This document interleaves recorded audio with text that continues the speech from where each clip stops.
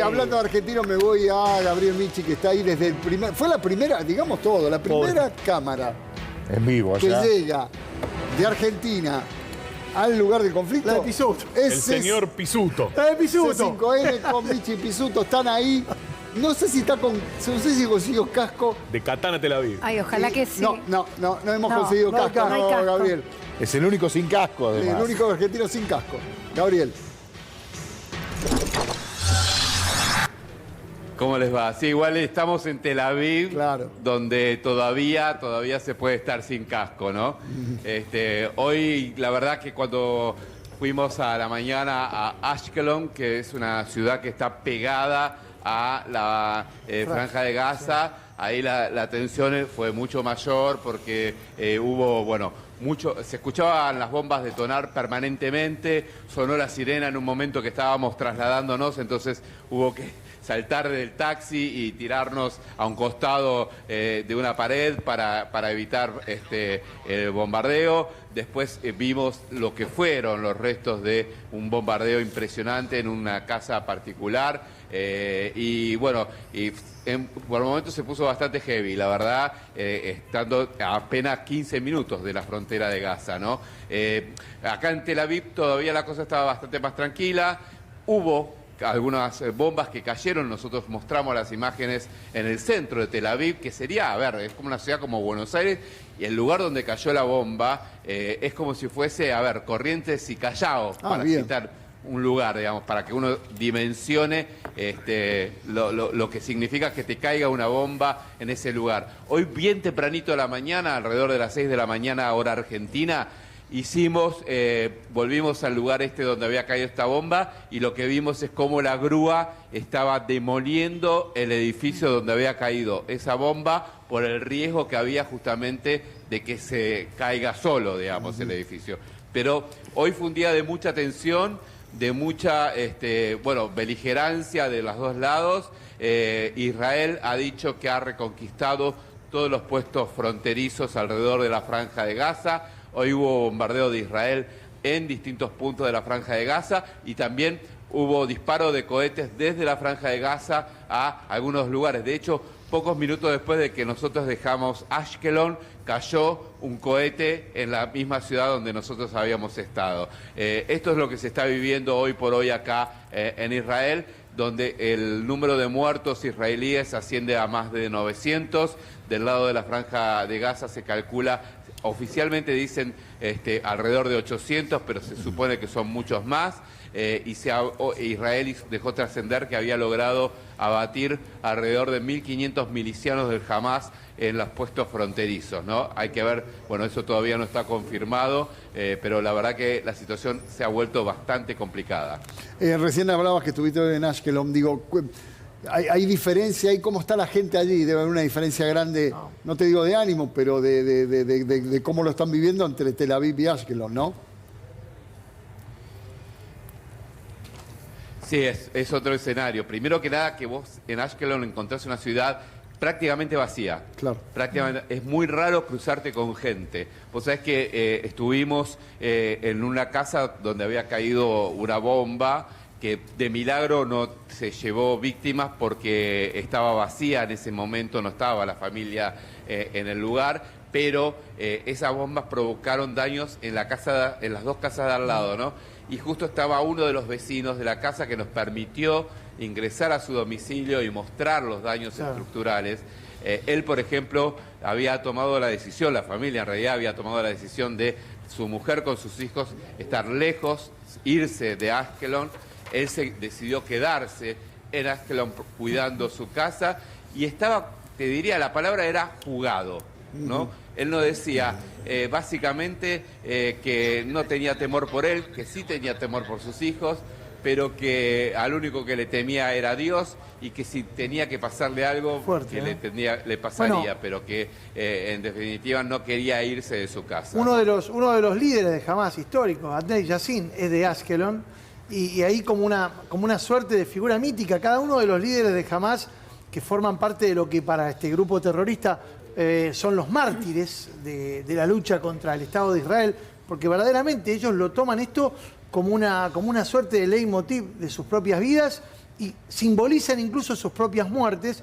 Yassin termina asesinado en una contraofensiva, estaba en una casa allí en la Franja de Gaza y le tiraron un misil de los famosos misiles direccionados, claro, que los van a buscar directamente y bueno, y lo limpiaron a Yassin y seguramente a todo el grupo que lo rodeaba. Pero era de Ashkelon. Era de Ashkelon. Era oriundo de Ashkelon. Gabriel, una pregunta. ¿Hay algún tipo de censura informativa? ¿Hay libertad absoluta? ¿Hay sobre los corresponsales o sobre los medios locales? Digo, vos prendés la tele y tenés abierto todo el panorama. No, sinceramente se está pudiendo trabajar bastante bien. Están sí hipersensibles con algunas edificaciones. Por ejemplo, nos pasó hace un ratito nomás que estábamos en vivo con una transmisión en el programa del Gallego, sí, y tuvimos que interrumpir la comunicación porque se nos vinieron miembros del ejército diciéndonos que teníamos que cortar la transmisión, pero era básicamente porque habíamos mostrado un edificio que era del comando del ejército, en uno de los edificios más importantes, ¿no? Y entonces, en ese caso, por una cuestión de seguridad, bueno, nos pidieron que no sigamos filmando. Pero después, por ejemplo, hoy nosotros estuvimos en un lugar que estaba justamente a 15 kilómetros de la frontera de Gaza. Ahí encontramos un vehículo que había sido atacado por Hamás, donde incluso todavía se veían los restos de sangre de la familia que iba en ese vehículo. Y justo enfrente había también un control policial y del ejército que impedía que se siga avanzando hacia la frontera con Gaza, y por otro lado había un movimiento de tanques en un campo cercano que obviamente se estaban dirigiendo a la frontera con Gaza, y nosotros pudimos filmar y no tuvimos ningún inconveniente en ese caso, ¿no? Sí, lo que te digo es que lo que uno ve que a medida que vos te acercás a la Franja de Gaza, vas notando cada vez menos población civil, claro, cada vez más dotación militar por un lado, y las calles y las rutas en realidad vacías, sí, prácticamente, igual, no, porque mucha gente ya abandonó sus ciudades, se fue mucho más lejos, ¿no? No imaginemos, está hablando Gabriel, de una distancia, no debe haber debe ser como de acá a La Plata, Ashkelon a Tel Aviv, no es una distancia enorme. O sea, pensemos que estamos hablando de un territorio muy pequeño, y entonces allí es donde las alternativas, lo que te decía ayer cuando hablábamos, ¿te acordás? Con Cafiero. Cuando hablábamos con Cafiero, o sea, una distancia muy grande, 80 kilómetros, ¿no? O sea, todas las distancias son cortas ahí. Todo está a tiro ahí, ¿no, Gabriel? Todo está a tiro de un misil. Sí, exactamente. De hecho, vos fíjate que Tel Aviv, el límite de la Franja de Gaza, está apenas a 85 o 90 kilómetros. Es muy cerca, lo cual eso también posibilita que esté al alcance de tiro en este caso de cohetes, incluso de cohetes no tan potentes, claro, ¿no? Esto te grafica un poco la cercanía. Y en el caso de Ashkelon, es una ciudad muy grande, que es la más cercana a la frontera norte de la Franja de Gaza y que está a 15 minutos. Entonces, obviamente por eso es que logran impactar los cohetes más allá de la famosa cúpula de hierro o cúpula de acero. Eso le quería preguntar. Si había visto... que intercepta los cohetes que lanzan de la Franja de Gaza. ¿La viste en acción, Gaby, a la cúpula de hierro? Justamente eso te iba a preguntar, que hablabas de cohetes y de Tel Aviv. ¿Viste en acción a la cúpula de hierro? Lo sentimos, lo escuchamos. No vimos la detonación de cuando los misiles alcanzan los cohetes, pero sí vimos oímos las explosiones. Y como era de día, no se llegaba a ver, digamos, ¿no? Claro. Anoche, en algún momento, en alguna de las transmisiones que hicimos desde Tel Aviv, se llegó a ver algún impacto atrás, digamos, ¿no? Pero hoy lo que sí, permanentemente, mientras que estuvimos en Ashkelon, se escuchaban esas explosiones. Algunas que tenían que ver con las bombas que estaba tirando Israel sobre la Franja de Gaza, y otras que eran los cohetes, los misiles de Israel que interceptaban en el aire a los cohetes lanzados por Hamás. Gabriel, ¿coincide la gente común con el discurso del gobierno israelí, que es bastante duro, que habla casi de, bueno, terminar no solo con Hamás, sino con todos los que lo ayuden? ¿Coincide eso o el israelí común lo ve de otra manera?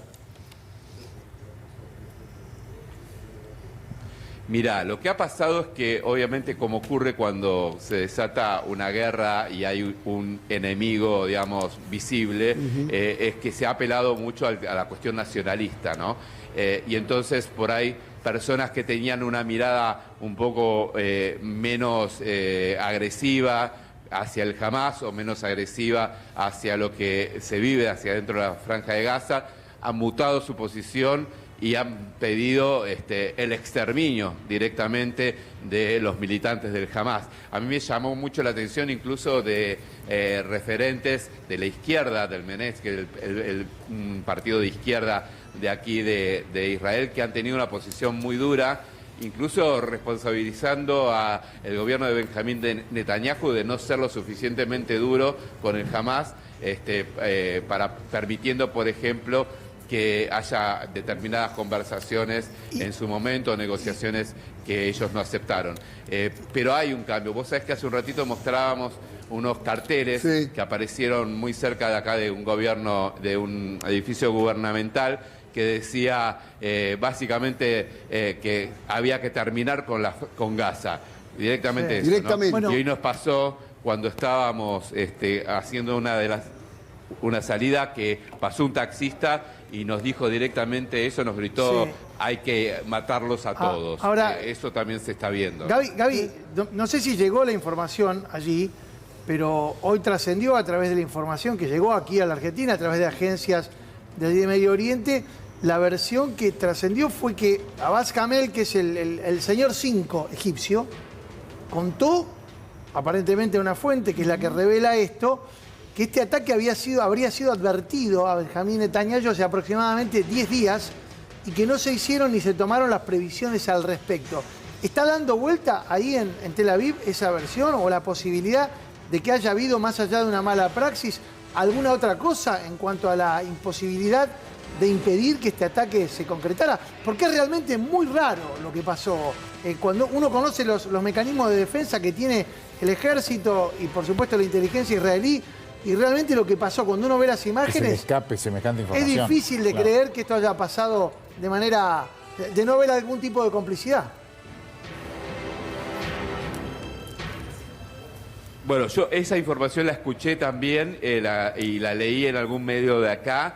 Sé que algún vocero extraoficial del gobierno salió a desmentirlo, pero como dicen ustedes, es muy raro. Es muy raro lo que pasó. Es muy raro por varias razones. Primero que nada, porque ustedes saben el poder que tiene la inteligencia israelí. Es uno de los servicios de inteligencia más poderosos del mundo. Tienen gran cantidad de infiltrados en la Franja de Gaza y que obviamente detecta los movimientos de Hamás, y más teniendo en cuenta la envergadura de este movimiento, ¿no? O sea que esto claramente implicó a muchísima gente que estuvo vinculada, involucrada en este hecho y que no se ha sido detectado. Y encima, con la cercanía de una fiesta importante para Israel, y remarco esto porque en general los ataques que da Hamás, como algunos otros grupos similares, se eligen fiestas que para el enemigo son importantes, justamente para generar un impacto simbólico mucho más fuerte y una, digamos, si se quiere, una afectación moral mucho más fuerte. Y que justamente estando atravesando no solamente el 50 aniversario de la guerra de Yom Kippur, por un lado, sino también el fin de las festividades judías, y que no hayan estado el estado de alerta como normalmente están cuando ocurren esas fiestas, es algo que también llama la atención, ¿no? Por eso hay tanta crítica también al gobierno de Netanyahu de haber fallado en la detección de este problema, porque era imposible, se suponía que algo así pudiera ocurrir si estuviesen bien aceitados los resortes que tienen que ver con la inteligencia. Claro, se te puede escapar, no sé, una banda, 10, 15 tipos. Pero esto es una logística, no sé, de haber sido de 50.000 personas. Uno no pescó un dato, eso es lo raro, ¿no? Porque esto se entrenó durante meses, se preparó. Las topadoras volteando, las topadoras llegando con los tractores a voltear el cerco. 50.000 personas, por lo menos, terroristas tuvieron que hacer eso. Un ejército de 50.000 hombres.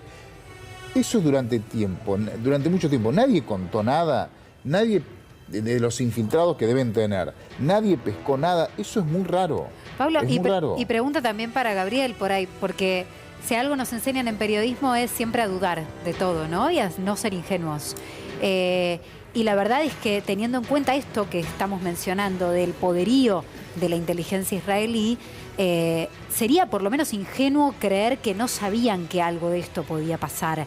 No se habla allí, Gabriel, de alguna suerte también de haber dejado hacer, de que esto también le sirva de alguna manera a Israel para este contraataque ahora brutal.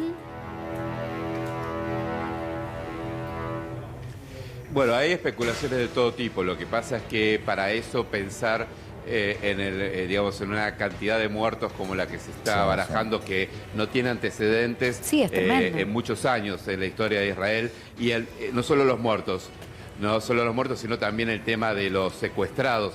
El tema de los secuestrados es hoy algo que, digamos, está cambiando toda la discusión pública, porque no saben qué hacer frente a eso, ¿no? Porque hay 100, 150, 200 personas que están en poder del Hamás desde el momento del secuestro, y hoy por hoy son verdaderos escudos humanos que están obligando a que el Estado de Israel no haga un avance con todos terrestre e intente reconquistar la Franja de Gaza, ¿no? Pero la verdad es que si fue un intento, digamos, de dejar hacer, el costo político es demasiado alto. El costo político del costo de vidas es demasiado alto, me parece. Yo creo que acá fallaron y aparte se confabularon una serie de factores, como por ejemplo el hecho del descrédito que tenía el gobierno de Benjamín Netanyahu, que había tratado de impulsar una reforma judicial que lo que hacía era poner bajo su bota, en cierta medida, al sistema judicial, porque lo estaba investigando en hechos de corrupción, en hechos de abuso de poder.